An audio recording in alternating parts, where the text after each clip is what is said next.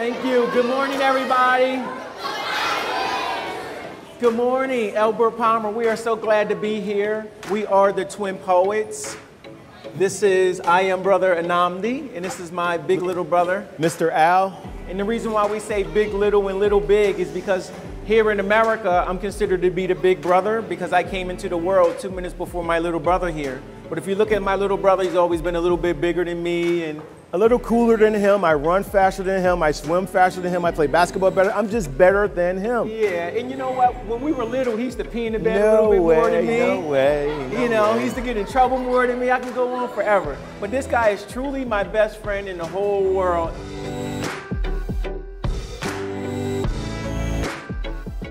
I never knew I was having twins. They kept saying I was having one big baby, but they were the tiniest things.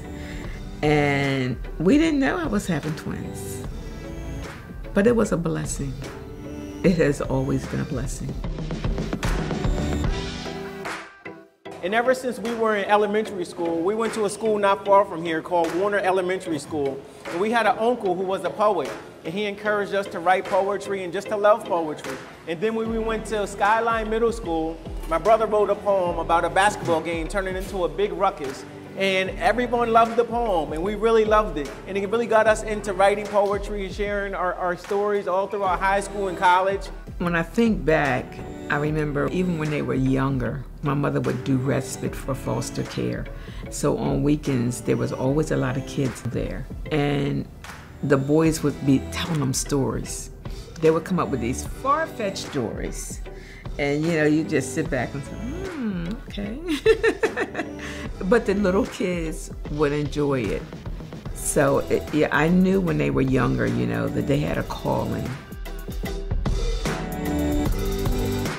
And a few years ago, our governor, the former governor, Governor Jack Markell, appointed my brother and I to be the poet laureates for the state of Delaware, which gives us the awesome task, the awesome job of going all throughout our state, advocating for poetry, sharing our poetry, and just sharing our love for literature with students.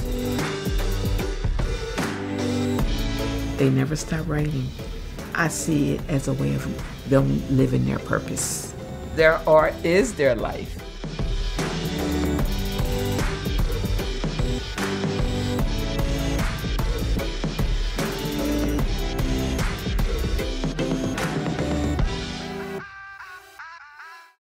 Quick question, how many guys, if you like homework, raise your hand? Oh, yeah. A little easier question. Who does not like homework? Oh yeah, even the teachers are raising their hands. No one likes homework. Okay. This poem we're going to share is entitled Homework for Breakfast. It's about a little 9-year-old boy named Chris. Every day, Chris would say, homework is what I dread. I'd rather go outside and play instead. Read this, and this. That's all my teachers say day after day. Sometimes I think that only the kids who like homework can grow up to be teachers. How else can you explain their smiles as they give us homework in piles and piles and piles? Reading, English, science, and spelling, sometimes I feel like yelling. Just 3 more pages to read, so I skimmed through it real fast. The end. Finally, I'm done at last. Oh, rats, I forgot about math. What's 5 times 5? Maybe it's 49. This math stuff is such a waste of time. Especially when going outside is all that's on my mind. I guess the answers for each and every one. Finally, I am done. Saying to myself, who cares? As I dart for the stairs and give a shout, Mom, finish my homework. Can I please go out? Mom says yes. I run outside and have a ton of fun. And I came back in and I washed up for supper. And after dinner was done, I was so tired that all I really wanted to do was just watch a little TV and then head to bed. But wouldn't you know it, just when my father said, hey Chris, bring down your homework so we can check it. It took me so long to correct all of my mistakes that now it's time for breakfast. I got a bad taste in my mouth and I can't get it out. You see, this morning I have my homework for breakfast. Thank you. All right. They say your budgets demonstrate your priorities. Our children have not been our priority for a very long time. Albert Palmer, of course, is in Southbridge of Wilmington, one of the oldest African-American communities within the city, but it's definitely a high-need school. And like cement, I would say almost the majority of the Wilmington schools are high needs, high poverty schools. Some of these kids may be the first one in their family to graduate. You know, it's that kind of family at home where education is not really stressed. It's a very unfortunate, you know, horrible situation that, you know, one wouldn't think still exists in America today, but it does. These needs have been generational. These aren't new problems. There are true systematic policy issues that need to be addressed.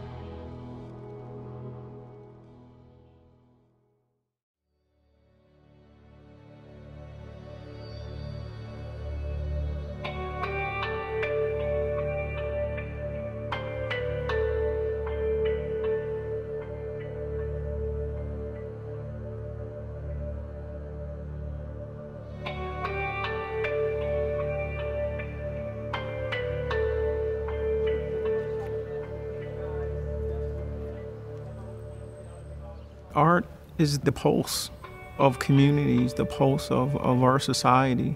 And when communities are doing well, art reflects that. And when communities aren't doing well, art reflects that.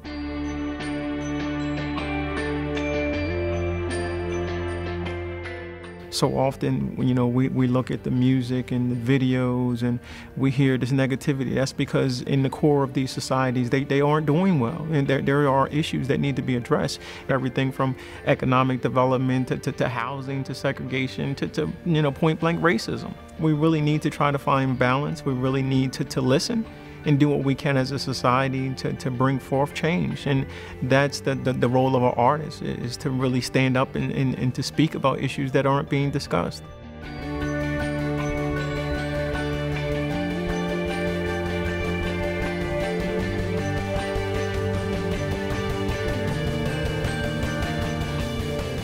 I am dreaming. We gotta take down the sign so the kids won't know that the devil is trying to make dreams not drugs, but he's trying to make dreams illegal, but dreams are not illegal. The artist plays a significant role in social protests. If the conditions of the community are such, the artist will rise to the point of protesting one way or the other the powers to be. Sometimes when you're talking about an issue or a cause, it may come across as being lectured to or talked down to. And so if you draw somebody in with poetry or spoken word, then they can start to think about it in ways that they didn't before. Sometimes this is the best way to talk about pain and injustice.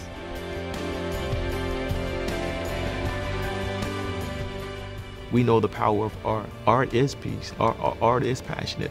Art can heal, you know. Art can stop wars. It's not just about these two poets, but the mission of these two poets to really change, you know, the world around us. The twin poets have something to say about what's going on, not just in their life of the community. That's what Power to the People is about. The twin poets have been seizing the attention of every audience that comes out to hear them. These identical twin brothers poetically bring forth the reality of the good and the bad, the beauty and the unseemliness, the forces that tear down systems, and the blessings that build communities up. Around here, it just doesn't seem fair that even your dreams get nightmares. In this place where faith and reality collide, there's a war going on outside. But we can end this lasting legacy of war by bringing out the art that's on the inside. This is art for life. In a stagnant conversation where they mention death and detention, art for life is pure prevention, giving our kids a reason to live, giving our kids a voice, giving our teens a choice. Come out of the darkness, leap into the light. This is art for life. United, our voices can't be silenced. Together, we can defeat the violence. The streets keep our children dealing with trauma, but the art can turn those tears into triumphs. This is why I write. This is why I write. The power to use pen and paper to change a child's life. So write those poems, sing those songs, turn those wrongs into rights. This is art for life.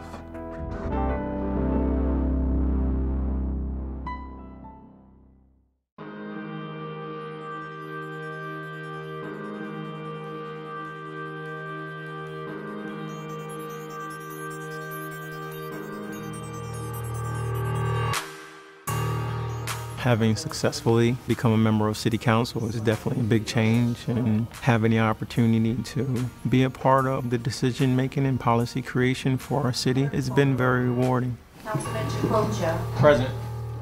Writing a poem or writing a piece of legislation, I feel that it's the same process. Being very articulate, very, focused, and very committed to our outcome. What is the goal of this piece that I'm writing?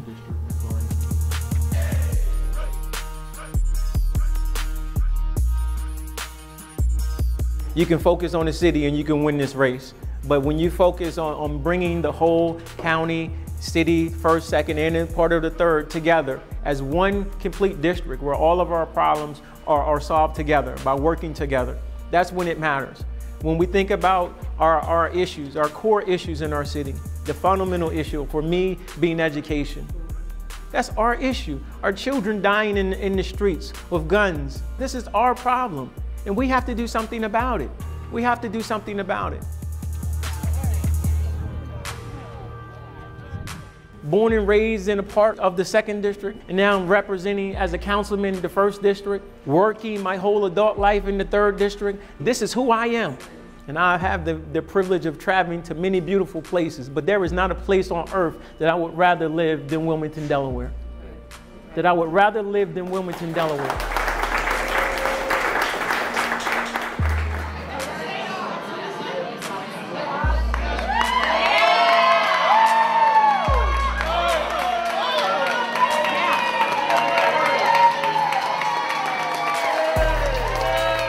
Tying the work that we've done for, since we were 13 as camp counselors, going from one level to the next level, for being individuals who not only created and ran programs, but then we were administering programs and become directors of programs. And this is our mantle. This is what we've worked on our whole lives. And now in the highest level of social workers, when you create and advocate for policies that impact those clients that you serve. And to me, that's being an elected official. And now to have the opportunity to impact a broader audience. This is just another level of social work, another level of being an artist to me. It's all who I am.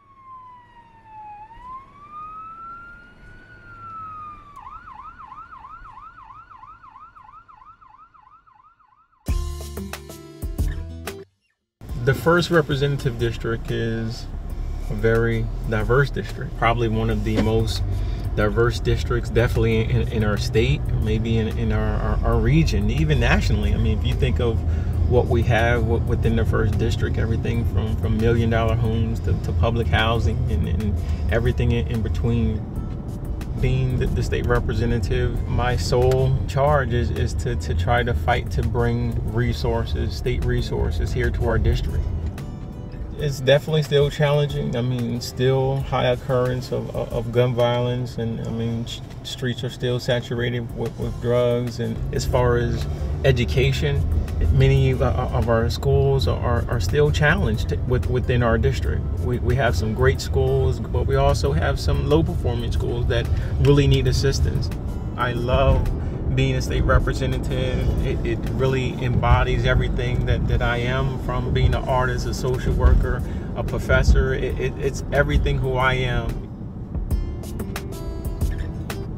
Every chance I get, I'm reading a poem, and really looking at things from a more of a macro level, and writing from that perspective of really thinking more of systems change, and having the opportunity to really embrace the role, this dual role as it being an artist and legislator.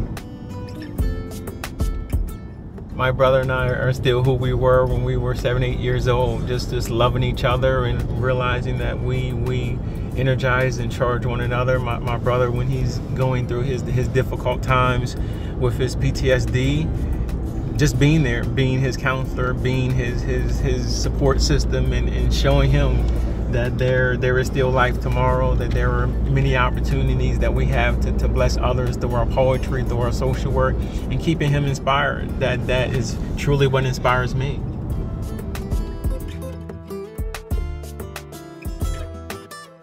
People can open the door and give you an opportunity, but if you don't make that investment in yourself, that opportunity means nothing. So this is so crucially and vitally important for our nation. We really need your generation to look at all the challenges that are facing our nation. The solutions to them are in you, are in your generation. You have all of the answers to the problems that we face today.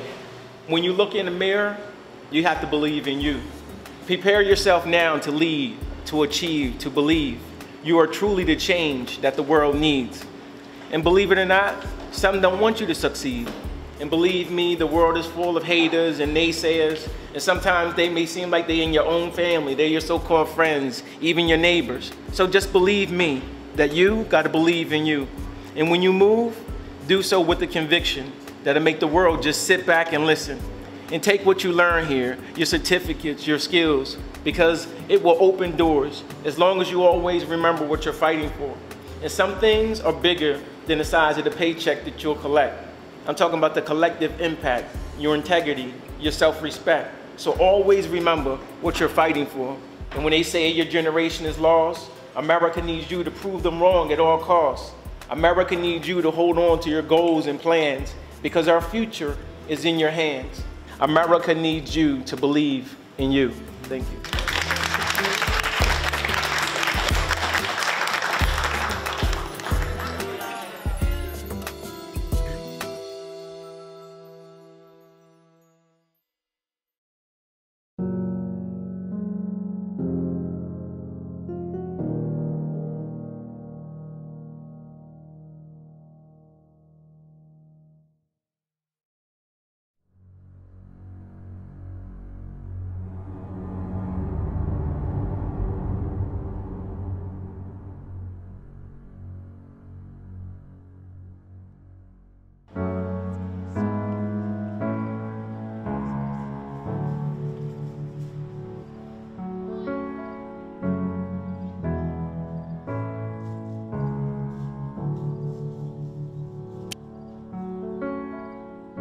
Hello, veterans.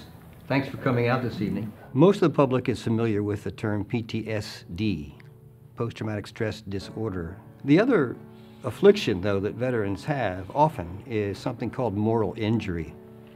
Moral injury is a deep wound to the conscience for something that you did in the line of duty or something you failed to do in the line of duty. Often it involved the loss of life. The Interfaith Veterans Work Group is looking for ways to help veterans with both of those afflictions. I signed up for some college money. I wanted, my parents couldn't afford for us to go back to school. We did our freshman year and we ended up going into the service. And I was in Iraq after that. And did my time there, did some things which I'm not proud of. I'm very ashamed of, ashamed of not just myself, but my country for making me do those things. And it was years and years. I would just bury it. It would show its ugly face, with my nightmares, and I would just write about it, and it would just come, and I would push it back in the box and fight, and, to keep it in, The VA likes to give you pills for this and pills for that. There is no pill to make you forget about someone screaming. There is no pill to see I mean, bodies and bodies and just burying people in the sand. There is no pill for that. But I hope God has a different set of commandments for the soldier that where he understands. But in the back of my mind, I know he said, thou shalt not kill, and I killed. So where do I sit in my God's eyes? You know, I have to, judgment day comes, I will be judged.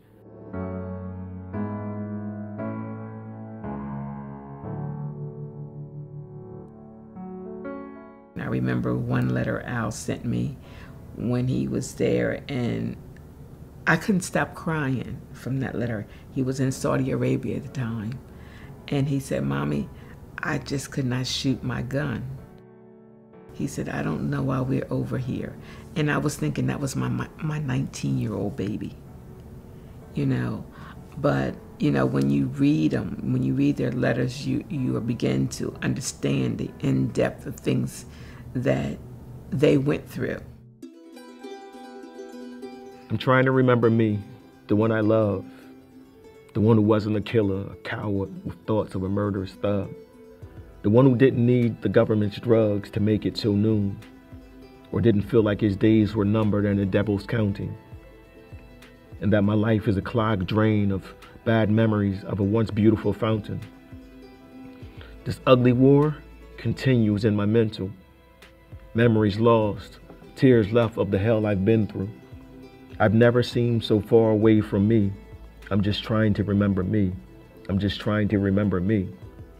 Dealing with what I deal with on a daily basis with PTSD, I've seen art change my life. I mean, I've been there, you know. Sometimes all we have to do is just take a time, reflect, get it out, vent, you know. Let's talk about this ugliness that we see and the things that we've done, you know, that bitterness that still remains.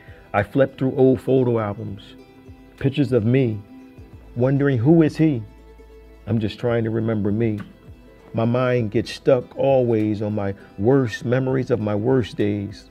They made us sharks and dropped blood in the water. So killing became fun, just numb to the slaughter. I'm just trying to remember me.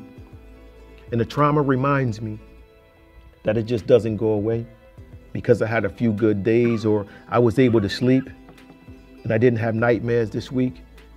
It reminds me that it just doesn't go away, that it's always here. It's here to stay. I'm just trying to remember me. Art helps me deal with you know, the trauma of war. So if art can help me deal with my trauma, you know, I know art can help each one of these families and communities deal with their trauma. I guess once you've smelled that blood and you understand death, then you can tell when somebody's been affected by it. You know, so when these children, when they have these I understand their nightmares. You know, I understand that look in their eye. There's days when I have that same look. You know, this is a war. Like this is what's going on. I've been in war. I know war when I see war. This is war. You know, and these kids are walking around and they're in military mindsets. They're ready to shoot and kill. You know, they have enemies the same way we had this. They have ammunition. What's making this war different? When they think of PTSD, they just think of the vets and, you know, us going to shoot up buildings and schools. No, that's not it. You know, it's the struggle. It's the daily struggle to live our lives. We're able to hide things away and hide our pain away and our trauma away. But when it comes out, you know, now we know it's going to come out. So we have to do something constructive with it. You know, let's make change with it. You know, I think that, yes, it's what we do with it, yeah.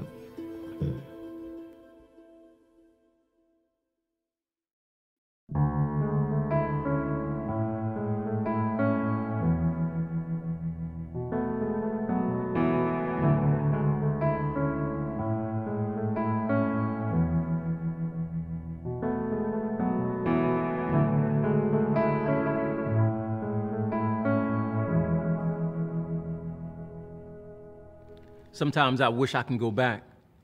Sometimes I just wish I can go back. Flipping through the pages of a photo album, I'm reminded of what life is about, and sometimes I just wish I can go back. Sometimes I just wish I can go back. I wish I can go back to this picture of my favorite Christmas. I remember I was on honor roll and Mom got everything on my wish list. A couple of Kangos, green suede Pumas, a rope chain with a medallion that said my name, a Swatch watch, a boombox, and 2 tapes. Tila Rock and Dougie Fresh instrumental beatbox. Man, I was in B-boy heaven. I thought I was dreaming as I spun on my back. Man, sometimes I just wish I can go back. I just wish I can go back. I remember waking up just 2 days after Christmas to find all my new stuff missing. I'm thinking maybe my mom put it somewhere. I'm looking all around the house, even down in the kitchen. Checked every room, every closet, but yet it's still missing, it's still missing. And in the basement, I find my uncle sitting with his eyes glistening. I'm asking him, has he seen my new stuff? And he just nodded, and he not even listening. And when I looked in his eyes, it hurt because I realized I'd become the latest victim to my uncle's addiction. Now my mom can replace all the stuff that's missing, but it's something missing in me she can never get back. See, sometimes I just wish I can go back. Sometimes I just wish I can go back. I wish I can go back to when the pain was gone. As I look at this picture of my uncle in his high school football uniform, I remember telling everybody I wanted to be just like you. When all the other kids wanted to be like Dr. J or Kareem Abdul-Jabbar. When O.J. Simpson was running through airports and Reggie Jackson had his own candy bar. You was my uncle when you was my hero. You was the pride and joy of our family. You was the all-state college-bound running back. I remember my brother and I would stay up late to hear your often over-exaggerated after-game recaps. You tell us how the other team had a legal defense with 12 men on the field and they still couldn't stop you because you was just a man. How you scored 3 touchdowns with 3 men on your back. Man, sometimes I just wish I can go back. I just wish I can go back. I wish I can go back to this picture where you all dressed up in this tux for your high school proms. I wish there was something, anything I could do from preventing that girl that's with you from becoming your child's mom. Because although I love my little cousin, I just really wish she came at a later time. Then maybe you really would have had the opportunity to go to Michigan State instead of graduating to the University of Vietnam. You said you had to take care of your son. So instead of running the ball, you was now running with a gun. See, if you never went to Vietnam, you never been introduced to drugs, and you wouldn't have been a junkie when you came back. So honestly, I just want my Uncle Anthony back.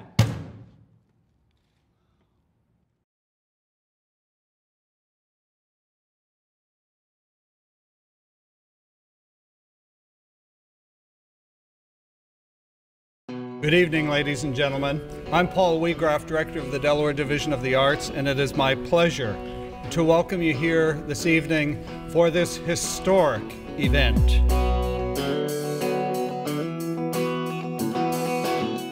My guess is no state has ever had Poets Laureate quite like the two of you.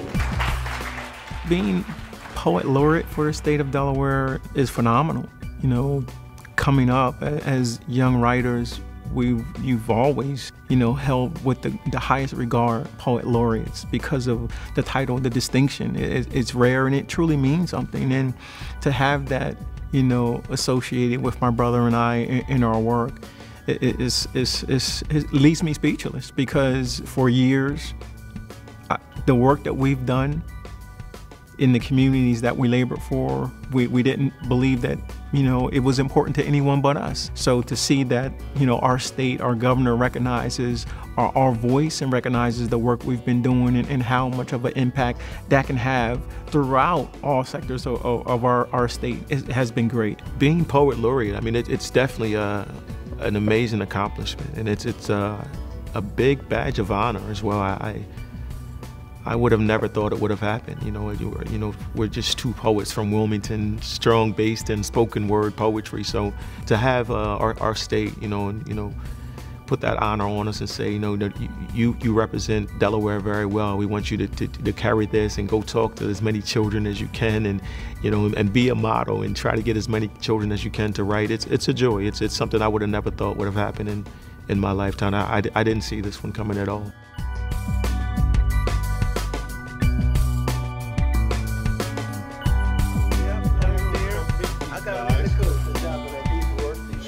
Students. Okay. Absolutely. Yes. I use Richard Wright when I write. So these are the new notes of the native tongue. And I plan to kick it for life like Fife from native tongue. You see, lyrically and spiritually, you listen to the brothers who care. They call us the Poet Laureates around here. I guess that makes me the Mary Barack of my block. And when a poem stops, I play the role of my pops. A Lorraine Hansberry, just another raisin in the sun. Helping single mothers raise their sons before they rage and aim those guns. I'm trying to use these bars like Paul Laurence Dunbar. I'm trying to be the Ernest Gaines from round the way, the best modern day Claude McKay. Because my words carry the spirits of my grandma's hallelujahs and amens. So just know that God is talking to you when you're hearing them twins. Things fell apart when Chino and Chevy died. I write the words for Maya's caged birds that never learned to fly. Our children sit in their classes and they learn to lie, and they learn to die. And the masses ain't concerned with why. They say Black Lives Matter, but then they dumb, and they hide, In this new Jim Crow, they still shuck and they jive. Alternative facts just mean they lie.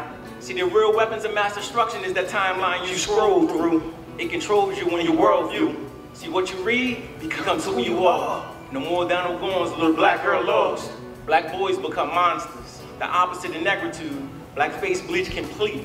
Modern day minstrel shows. Their weapons of self-hate still reach our streets. It's open doors. I definitely being a poet laureate, we're able to just go in. I mean, many times we were, trying to get in any door we could. Okay, let us come to your school. Let us come. Let us. Begging to get in the classrooms. So it's just a wonderful way to make the connection between, artists as ourselves who love to get back to children and children who want to receive that. It's just been great to go into communities and using this art and literature as a way to address, gun violence in our communities, to speak about PTSD and speak about the need for veterans to receive support services, to think about the trauma within our community. It's not just my brother and I, sending emails to teachers saying we would love to come to your classroom, but now we are able to have these conversations with superintendents and the Secretary of Education and department chairs to say, well, we could probably do this, and to have it come to fruition, that's just, it's great. It's great. 3, 2, 1.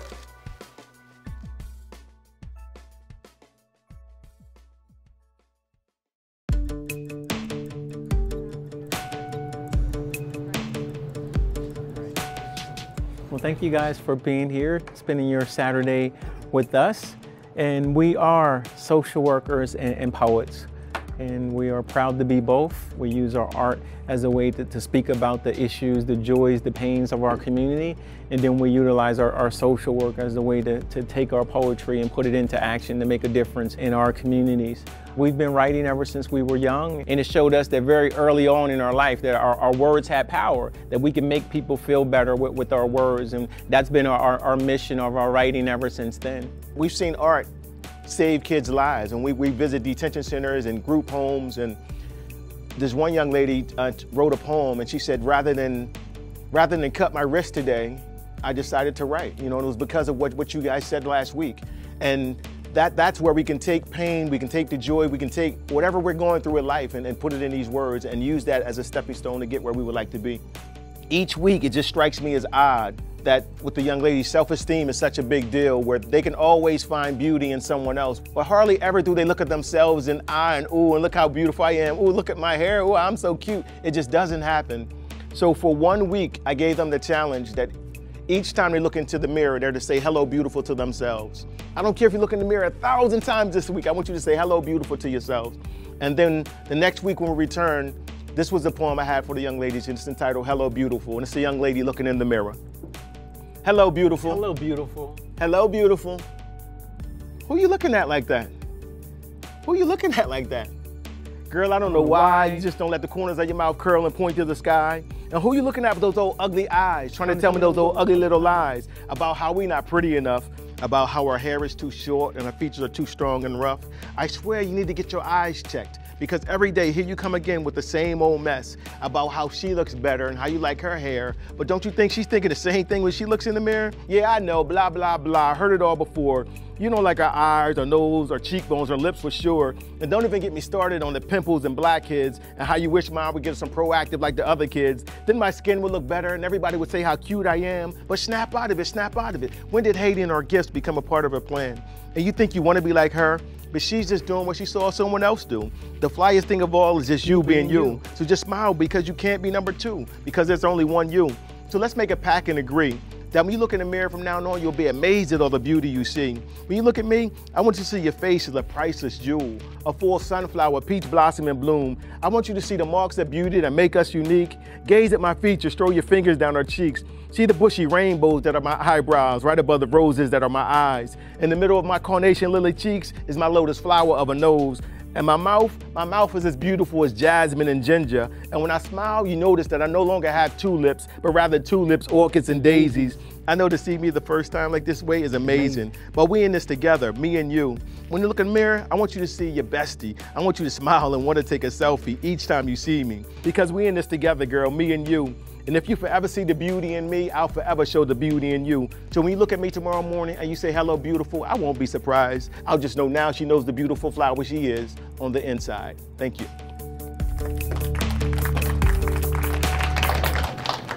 Quick question for you guys. How many guys would consider yourselves to be artists?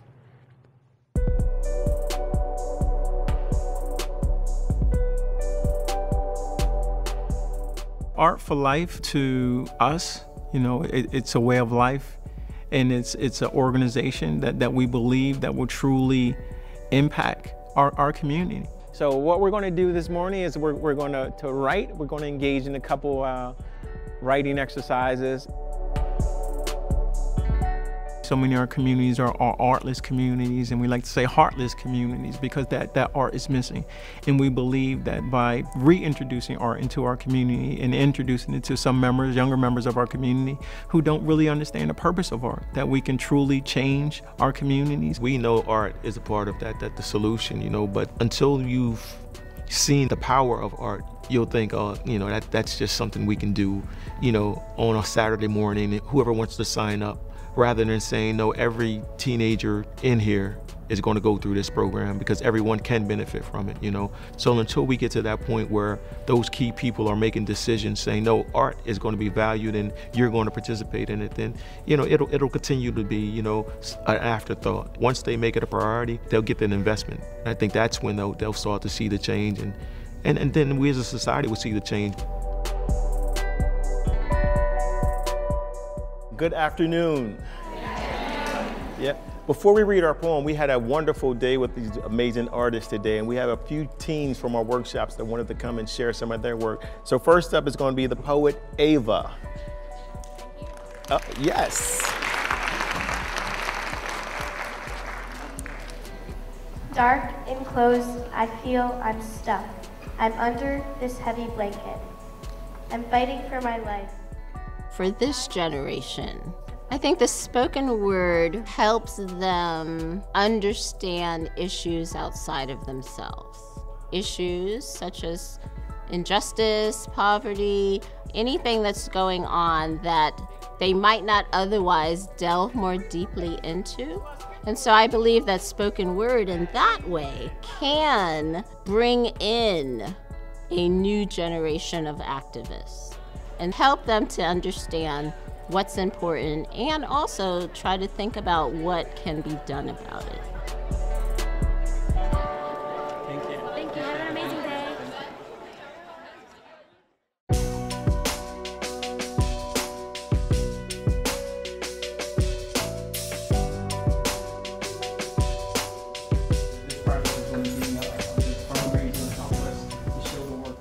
Well, I'm aware of Nnamdi because of the press that he's gotten over the years. I'm from Wilmington, so him and his brother have often been in the newspaper, whatever. So when he walked into the class the first time, I somewhat recognized him, and I was excited to learn that he was my professor. He's very inspirational, and I walk out of here glad that I came to class and feel motivated to be a social worker. So I wanted to have, you know, this evening, as we have a few more sessions, in one of my favorite people in this world is this gentleman right here. This is my twin brother, Yes. Al Mills. We grew up in a home full of social workers, so this is the only life we know. As far as social work, it's just what we do. It's just who we are. And we truly want to make a difference and just try to, whatever the problem is, trying to be the problem solver. I know that's what I do every day. I put out fires, you know, regardless if it's the same fire I put out yesterday. You know, I work with the program running right now. They don't get discouraged because they realize they can't help everybody, you know, but they can be there for everybody. And I think they got that from Hicks Anderson.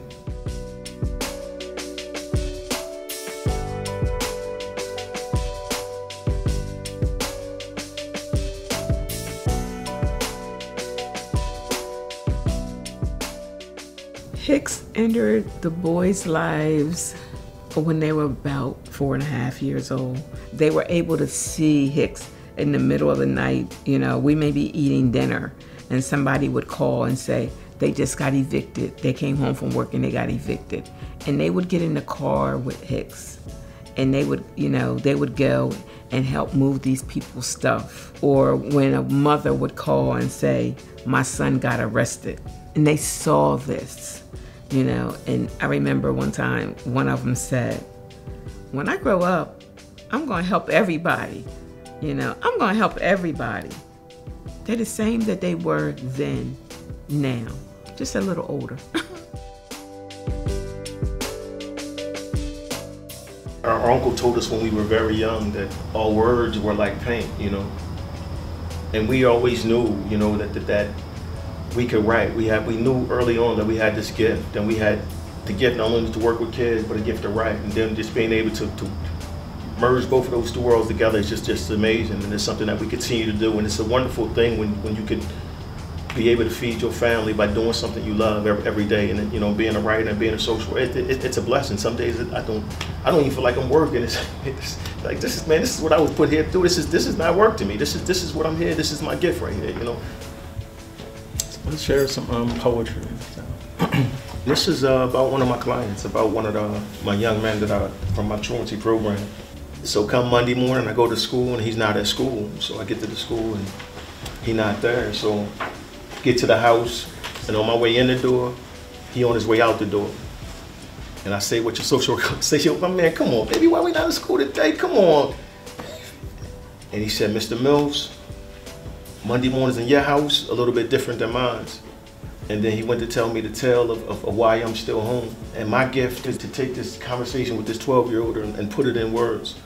And this is Monday morning. It's gonna be a beautiful Monday. It's a beautiful morning. Monday. Good morning, sunshine. Morning. Wake up, wake up. Good morning. I made your favorite. I made oatmeal and cinnamon, and I didn't forget the raisins. Oh, it's so gonna nice be a beautiful sunny. It's a beautiful Monday morning.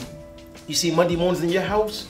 You probably wake up your kids with a good morning sunshine and kiss them on their foreheads and help them make their beds. Your kids have a complete breakfast and they go back upstairs and brush, rinse, and floss, put on their clean uniforms, grab their bag lunches and skip off to the garage. Hear I love you and have a great day as they get dropped off. But Monday mornings in my house is just a little bit different than yours, because somewhere in her travels home for the past few nights, my mom's got lost. Now I haven't seen my mom in like a day or two, and ain't no clean clothes or nothing to eat, so what am I supposed to do? I'm only 12 years old and I ain't seen my mom all weekend. No, I'm not woken up, I know alarm clock's beeping, but rather my little sister staring at my doorway asking me what we gonna be eating. My little sister, she only 7, man, she don't know no better. She still dressed in the same dirty clothes she wore all last week, asking me what we gonna eat. I say, mommy not here, man, go ahead and go back to sleep. I hit the corner store and stole us some noodles and chips to eat. Around then, mom staggers back in for her long weekend. We barely looked up from our bowls, man, we just keep on eating. You see, this is Monday morning in my house, and love kept us silent, too afraid that the truth still might come out. Them unasked questions like, she don't ask us why we not in school, and we don't ask her where she been. She ain't even asked where those noodles came from. She just asked me to go in there and make her some. I said, it's not no more. Handed her my full bowl, and then headed back out the door to the store to go steal some more. And then here you come asking me why I'm not in school, and I just say, Monday mornings in my house, a little bit different than yours.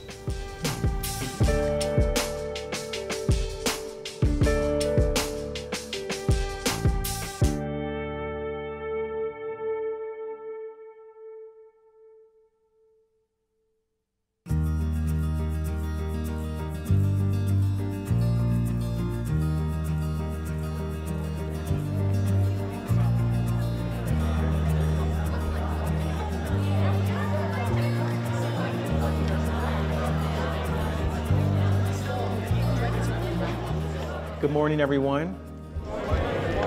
We are thankful to be here as a part of your career day.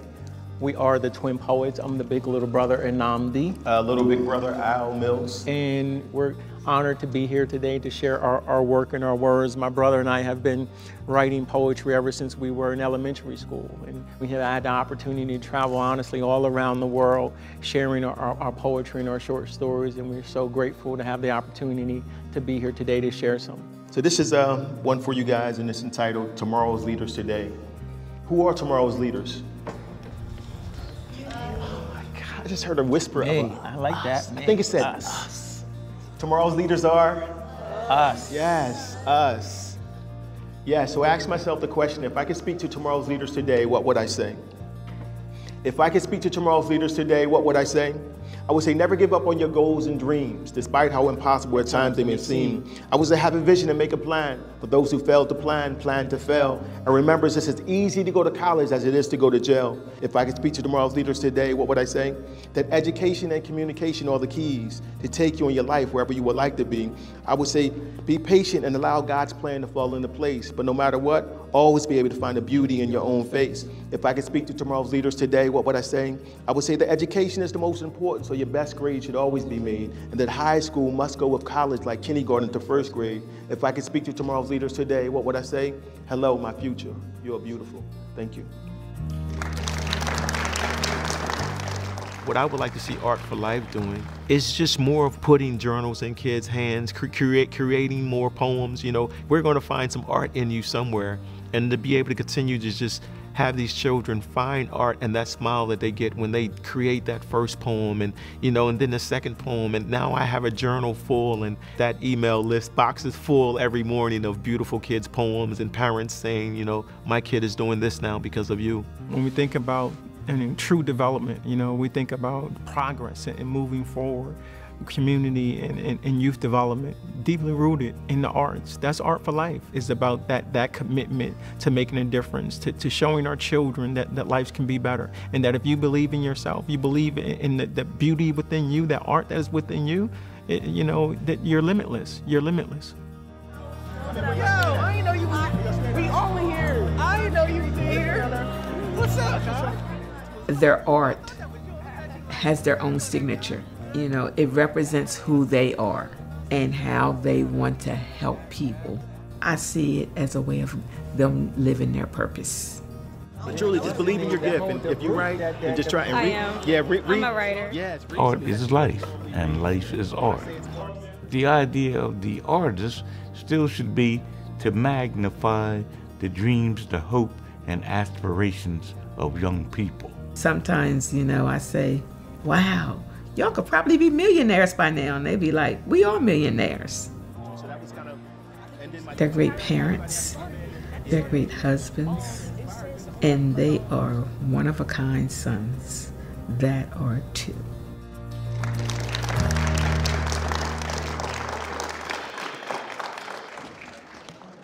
So this next poem is one of our favorite poems, and it's called Dreams Are Illegal.